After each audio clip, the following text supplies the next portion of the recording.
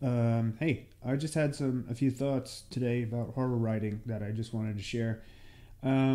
Basically, I feel like a lot of people who want to go in and write horror, especially if they are not so much horror fans themselves, or even if they are, or they want to write horror, but they want to make sure that it's special, that it has some kind of theme, that it means something.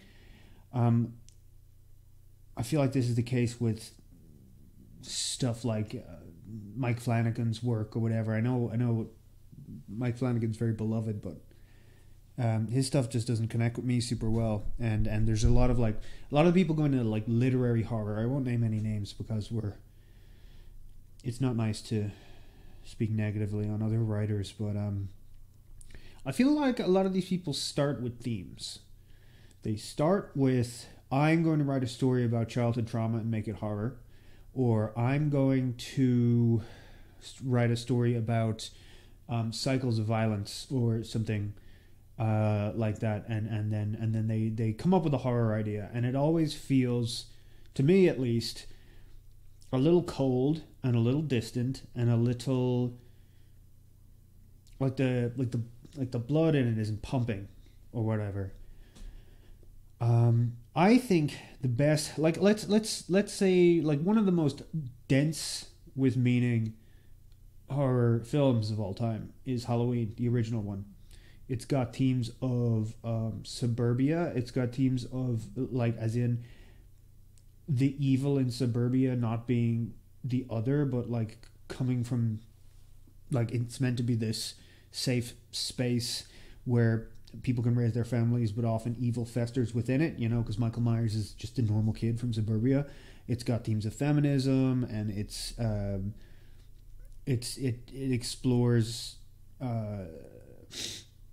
ideas of evil, and it also has some kind of folkloric feel to it. It's a very dense movie. You can read all kinds of things into it. But it started with John Carpenter going, what if there was a movie where a guy in a mask was killing babysitters? Okay? My advice to someone who wants to be a horror writer is to trust yourself, that you are a person who, by way of having lived a life, the work you will do will be full of meaning. You should not try to go into a story where the goal first is to comment on something. If you're writing genre, if you're writing sci-fi, fantasy, horror, you should be it with horror, like, wouldn't it be fucked up if this happened? Or with fantasy, be like, wouldn't it be totally cool if there was this kind of thing? That fantasy's a whole different kettle of fish. You don't want to get it sucked into the kind of the over world building thing. You don't want to be that guy at the pub who's like, oh yeah, I'm writing my fantasy book, let me tell you all about my elves.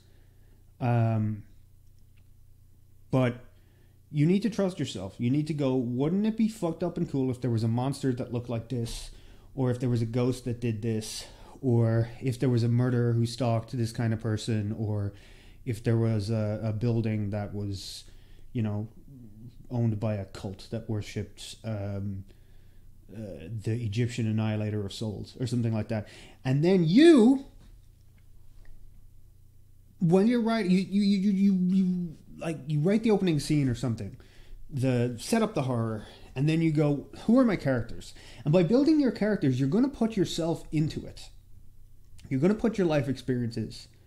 If you have childhood trauma, or a lot of people who doesn't, there's childhood trauma is going to be in that story.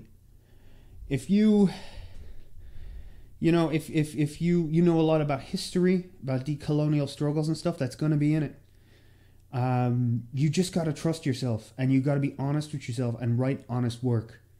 Because if you can go the complete opposite, where you're like, you just want to do iconography, like a fucking Terrifier, or like any kind of like slasher throwback where people are just like, masks are cool, Jason's cool, I recognize things, like you know what I'm talking about, the whole Star Wars Force Awakens requel bullshit. iconography is the death of horror. It really is. Like how much cooler would it be if they remade a Nightmare on Elm Street and Freddy looked, acted, sounded completely different, but it was just the basic idea of this horrible thing that attacks people in dreams. It would be way better than putting another guy in a fucking stupid striped sweater and hat.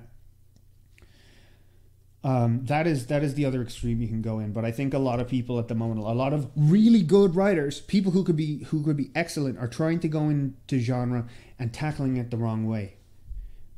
Start with the genre thrills, and then you will put the meaning in it. There's one more thing I'd like to say. If you're a young writer, and you don't have a lot of life experience, read books, read history, read political theory, read feminist theory. Don't get too caught up in that shit. You don't want to be like fucking...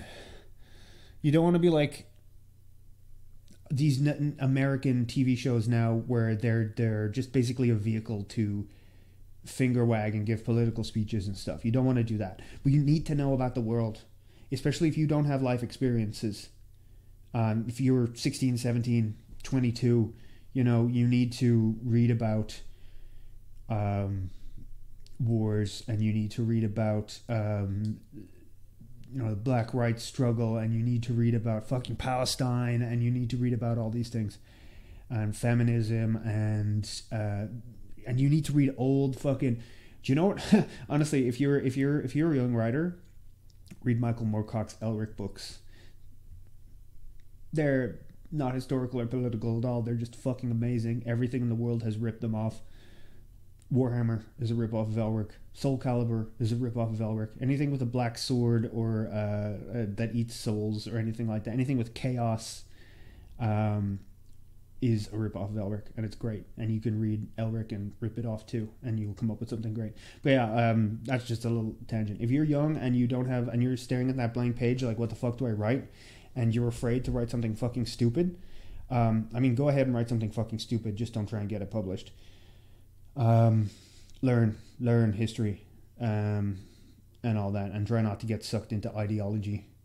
Try not to get sucked in by propaganda.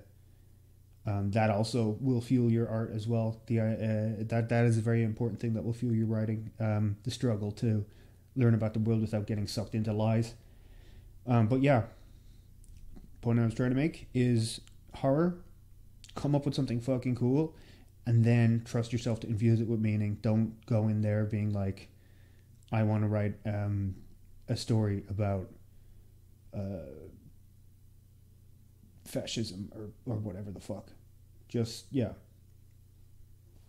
I'd only start repeating myself now if I kept going. So, happy Halloween.